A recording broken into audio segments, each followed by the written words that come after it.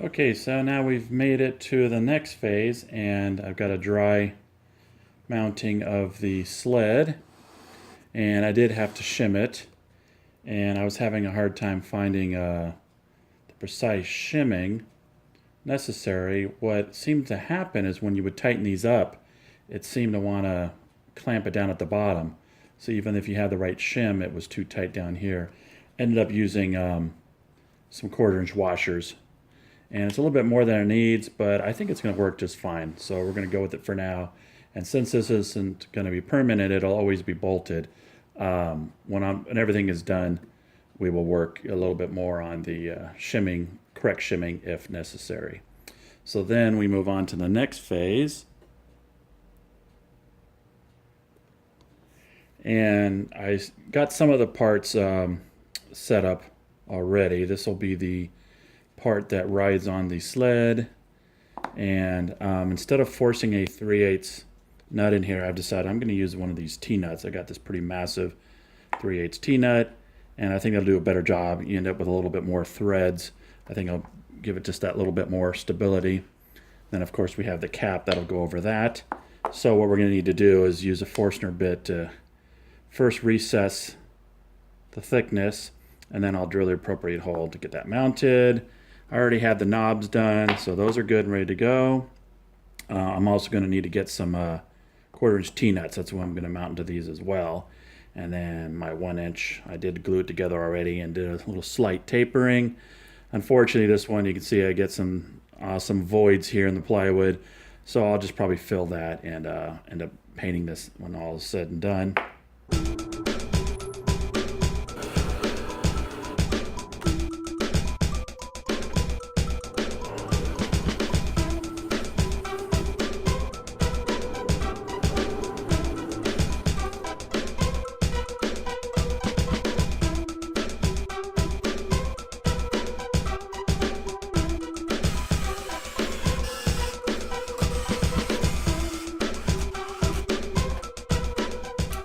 Okay, I mounted the block onto here, squared it up, put a good little tightness on it, and now what we need to do is lock into position.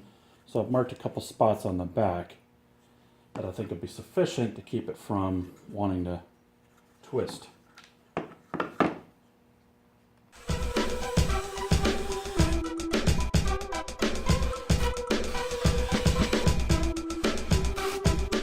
Okay, we're ready to cut the hole for the 3/8" rod to go through and mount the clacker.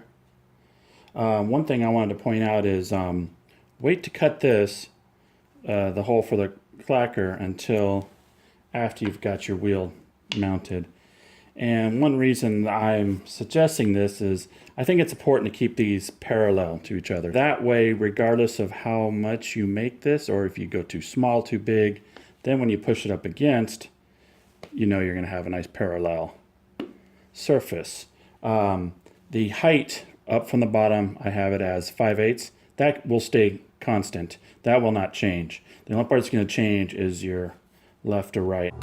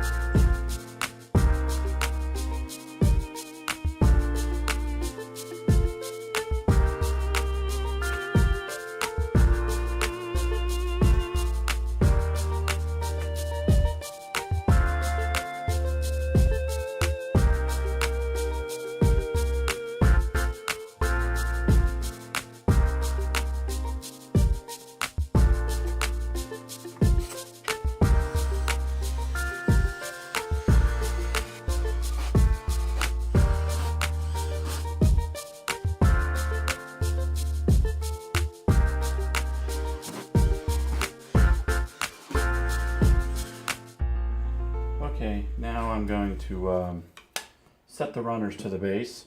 I just went the standard route to raise this up above the saw bed.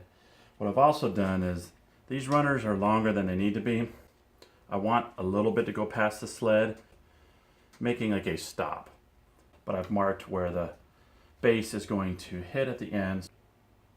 I'm going to just put just a few drops of wood glue, clamp the ends, put some weight on there, and just let that set for at least an hour or so. And then I can very carefully take this off and then run the screws.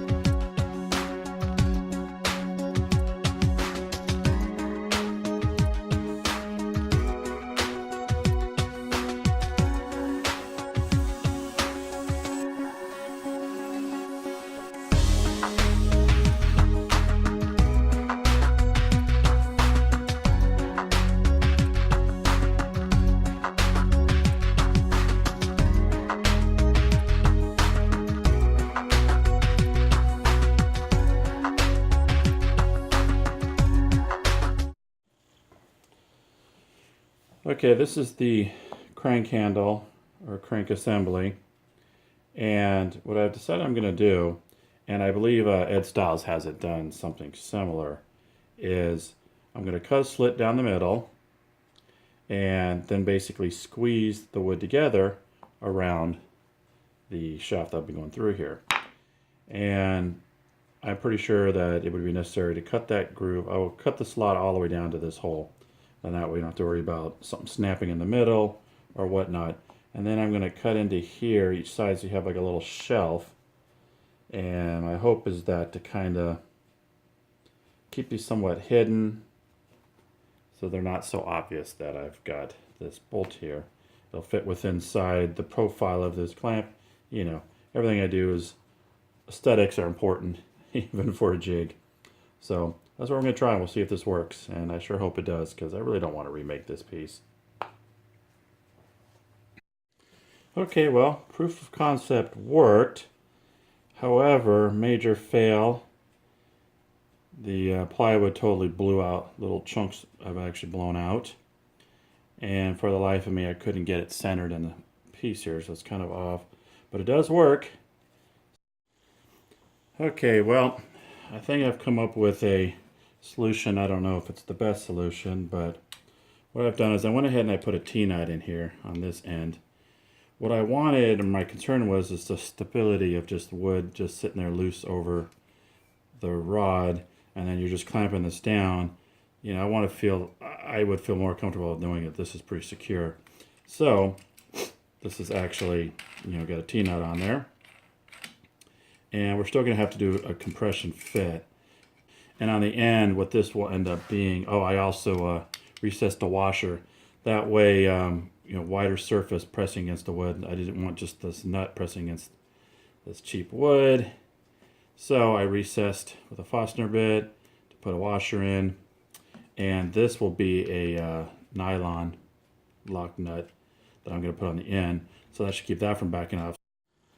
Okay, well, first I must apologize. I didn't record this final assembly, and for good reason. The amount of frustration and use of language I would not like to put on YouTube was utilized while putting it together. I guess I should back up. One of the ideas I had in the beginning is when I saw Ed Stiles' original layout, and he has plans online. They're not really plans, it's more of a, you know, rendering of each piece. And it's in a 2D, and I had to put it in Sketchup because I need to see a more 3D image to wrap my head around it. Well, the whole time I was doing that, I kept in my head figuring out a way to make it better. But then I had to finally stop myself and step back and realize I'm trying to make something better that I've never even made and used to begin with. So how do I know it needs to be better? And I'm sure that's a common thing many of us find ourselves doing. Now, one aspect I did see that I knew right away does need to be changed, and it's this thread system. And what I mean by that is it's not so much the thread itself, but the mounting points. You know, you've got jam nuts here, some jam nuts here, and then some jam nuts on the other end. Well, it might seem very simple, which it is, but trying to get it adjusted just right, it's just a nightmare. I definitely have ideas how I'm going to change it. First, build it the way it's supposed to be built, try it out, and then see where you can make improvements. That's really the smarter way to go about it. So, as I said before, I showed you in a previous video, you know, on the handle here, I had like a compression fitting where I split the handle down the middle so that when you clamp at the top, it actually clamps against the threaded rod. Because one of the things, in my personal opinion, is, you know, metal compressing against wood, I don't feel that's ever a good thing, because the wood is going to progressively give. The steel is not. You know, you're going to keep compressing this, and then it's going to keep loosening up. So you need to find ways to minimize the amount of compression on the wood. So by clamping this to the bolt, you need very minimal pressure on both sides to keep this handle, you know, tight to the threaded rod. So that works. But what I will warn you is one of the most frustrating parts is when I'm running this thread through, as you're putting it through the hole, you've got to plan ahead that as soon as you put it through here, before you get to the center carriage, you need to make sure you have a couple nuts and then washers. Of course, I had put nuts and then forgetting washers, and oh my gosh, you have no idea the frustration of once you get it through the middle and then you've got to unthread it. And then of course this threaded rod is not perfect, or maybe it's just some of these hex nuts. Some of them wouldn't thread very easily, so then you're having to use a wrench, and oh my gosh, it's insane. So let me show you the clacker mechanism. And again, as I was mentioning, I don't like the idea of just compressing against wood. So the idea I came up with the positioner is I have a T-nut in here. And on the other side, you can't really see very well, but I recess with a Forstner bit so I could put a washer, giving large metal surface against the wood. And basically this cog, or whatever you want to call this positioner, you know, it spins on. So then the nuts basically just have to hold it in place. There really isn't very much compression against this. So I think that's better for the longevity of the tool. I do have a spring in here. Let me see if I can get a closer look for that. And I basically just had to find some bolts lying around. And I do need one that's longer. As you can see, the spring is kind of running at an angle. I don't think it's hurting too much. It does, however, then mean it's putting a bit of an angle pressure, and I want it to pull straight. So I'm going to try to find a longer bolt for this end so it's perfectly parallel. But as I was saying before, you know, you've got your jam nuts. Oops, sorry. Your jam nuts. And jam nuts down here. And this spaced out pretty good. These are a little bit thinner than, say, standard quarter 20s. But that gave it the perfect spacing compared to the 3/8 up here, so that they were both aligned just right. Once again, the purpose of these jam nuts, the trick I found is, as you can see here, the washer, this washer is a little bit tighter than some of the others, but you pretty much do these jam nuts, but leave just enough play in the washer that it doesn't have left to right movement, but yet you can see it can go up and down. That way you should have very consistent alignment of your sled as you're going back and forth. Okay guys, we're finally there. Time to make the first cut. We'll do a test cut with some pieces here, see if it works.